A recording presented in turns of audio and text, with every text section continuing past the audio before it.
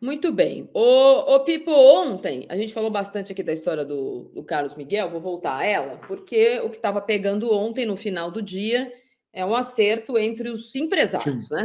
é. Então, o empresário do Carlos Miguel é o Gilmar Veloz, o mesmo do Tite, inclusive, e o empresário que fez o negócio, adivinha quem foi? Ah, Giuliano Bertolucci. pois é, E aí, o não é Giuliano fácil. Bertolucci tem uma ligação muito grande com o presidente do Nottingham Forest, e também com o Edu Gaspar, que agora trabalha lá também. E ele, quando soube em junho que o Carlos Miguel seria dispensado, né? Depois de um ano de. Dispensado não, mas estaria no mercado, ó, aí tá na prateleira. Ele começou a tentar a colocar o jogador na própria Premier League, que era a primeira opção do Gilmar Veloz. Não conseguiu. Também tentou alguma proposta de time da Espanha, não conseguiu, até porque as movimentações dos times do Textor com goleiro, achou que podia achar uma vaguinha, não achou. Aí o Giuliano Bertolucci, que não é bobo nem nada, por fora, sabe, correndo por fora, Pipo, percebeu que aqui no Brasil havia uma corrida por goleiros, inclusive do Botafogo, aqui ali, um bafafá depois do Mundial de Clubes aqui e ali, ele resolveu oferecer o jogador primeiro para o Palmeiras e a Leila gostou, o Abel gostou, etc. e tal. Eles não queriam que o negócio tivesse vazado, não só por conta dessa história toda de Corinthians e de vídeo que apareceria, mas também porque o negócio entre os empresários é mais difícil do que o negócio entre o Nottingham Forest e o Palmeiras, que se propõe, já aceitou a pagar até 6 milhões de euros, esse é o valor total da negociação, caso o Carlos Miguel cumpra as metas do contrato em 5 anos. Então, eu acho que, resolvida essa questão, eu acho que é um jogador que chega por um preço bastante razoável, até porque é um jogador que eu acho que daqui a pouco vai ser titular do Palmeiras. Isso vai acontecer para mim em 2026 e está muito claro. Goleiro ainda jovem.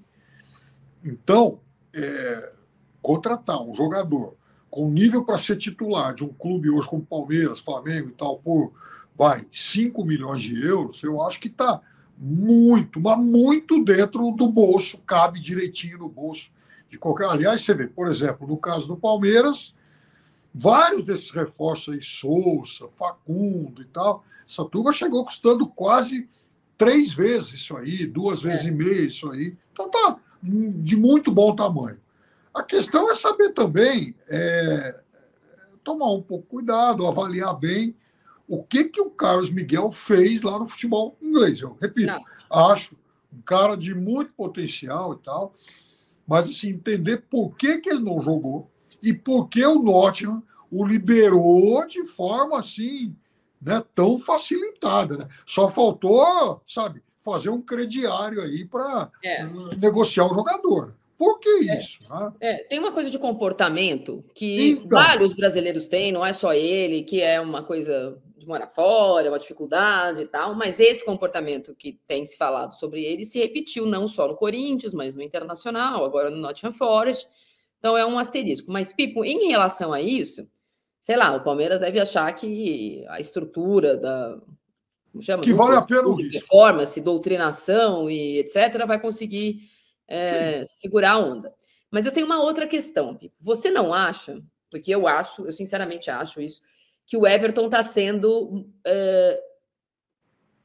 Ele está se abalando com as críticas nos últimos tempos. Eu vi isso acontecer em uma proporção muito maior com o Cássio no final. De ficar sempre na defensiva e sempre falar que não errou, que se tivesse errado ele falaria. Tal. O Everton nunca teve essa postura de falar demais, mas os últimos erros, ou possíveis erros, ou falhas, ou sei lá o que, do Everton, não sei, me parece que ele sentiu um pouco mais isso, né? Quando falaram dos gols do Hulk, por exemplo, até falou, imagina, elogiou o Hulk e tal, no gol de falta, o segundo, que parece que vai com a mão errada, não sei o quê. Mas eu acho que é uma questão que talvez o Abel não tenha passado, que é ter um jogador absolutamente titular do seu time, às vésperas de um mata-mata, e contratar alguém que todo mundo está falando que vai chegar para ser titular. Não é preocupante isso? Então, Marília, eu acho que é preocupante, sim, do ponto Não de acho que ele vista tem essa do. estrutura, sabe? De falar assim, não, vai chegar para ser meu reserva. Não é o Lomba. E eu acho que o Palmeiras teve dificuldade com isso, quando do Jailson para o Praz, teve lá o Jailson saiu chateado, o Praz saiu chateado quando veio o Everton. Foi uma coisa meio ruim, assim, não foi fácil. Nem um pouco. Bom, voltando então nessa comparação, para mim ela é muito, ela tem muito a ver com esse momento atual, né? A gente já falou sobre isso ontem. O Everton, quando desembarcou do Palmeiras, era um goleiro campeão olímpico, mas chegou como terceiro goleiro, mas todo mundo já sabia que ele seria titular em algum momento. Aí, naquele ano, o Palmeiras agradeceu o Praz pelos serviços prestados e não renovou o contrato. Agradeceu em novembro, né, Pipo? O cara não sabia se ver. Cara, aquele jeito, já terminou, mas não terminou. Foi um negócio meio enrolado. Foi. O Palmeiras não lidou bem com aquela situação. O Praz foi chateado lá para o Ceará e tal, né? E ele que tinha sido um ídolo do Palmeiras. Aí, Jailson ficou e tal, mas já sabia também qual seria o papel dele. Eu acho que, assim, tudo caminha para acontecer, para ter o mesmo desfecho.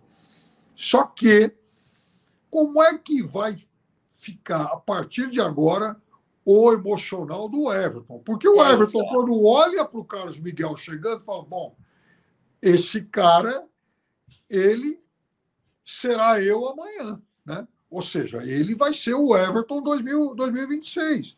O que vai acontecer com a minha carreira? Por que o Palmeiras está emitindo essa sinalização? Então, o ano passado, o Everton já foi contestado em alguns momentos, esse ano mais ainda, sobretudo por conta do jogo lá contra o Chelsea no Mundial. Então, ele deixou de ser uma unanimidade entre os torcedores do Palmeiras e provavelmente também na comissão técnica. Agora, como é que ele vai assimilar esse golpe? Né? Eu não sei. E assim, é algo, do ponto de vista humano, é impossível a gente hoje cravar como é que vai ser. Cada pessoa, cada profissional reage de uma forma. Eu acho que a sorte do Palmeiras é que esse mata-mata aqui é universitário, que ficar todo mundo falando que o Carlos Miguel vai chegar na sexta, que é no meio do mata-mata de Libertadores, fosse um jogo mais difícil, Pipena, eu acho que poderia abalar ele sim.